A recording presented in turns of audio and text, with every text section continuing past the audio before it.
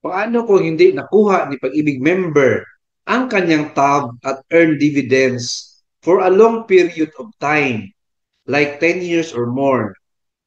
Answer, una-una friends, disclaimer, ang video content natin ay hindi personal opinion, but based from research. Okay?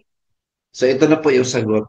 If in case nakalimutan ni Pag-ibig member na kunin niya ang tab at earn dividends for a long period of time, like 10 years or more, kasi busy siya, kalimutan niya, or nagpunta siya ng other country, may trabaho siya doon, and then nakalimutan niya na may Pag-ibig contributions pala siya.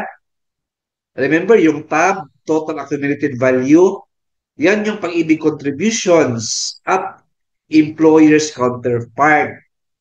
And also, may earned dividends yan annually.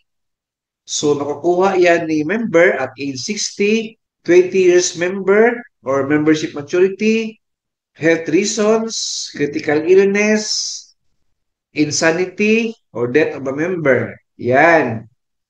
So, in this case, nakalimutan lang po ni sir or ni ma'am at may pondo pa siya sa Pag-ibig Fund, may savings pa siya, hindi lang niya nakuha.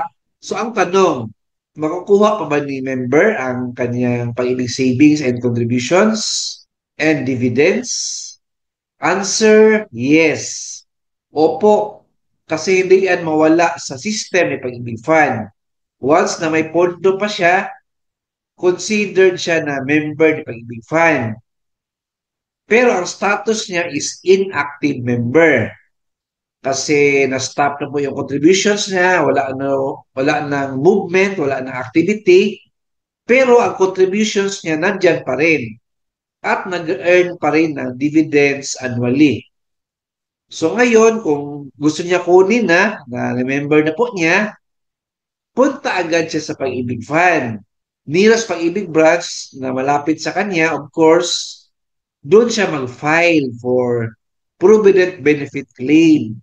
So, mai-fill out siya na form, mai-submit na mga basic requirements like photocopy of two valid IDs and other requirements. Ayan po. So, ang pagkakaalam natin, once na submitted yung mga form and basic requirements, i-process agad yan ni Pag-ibig Fund.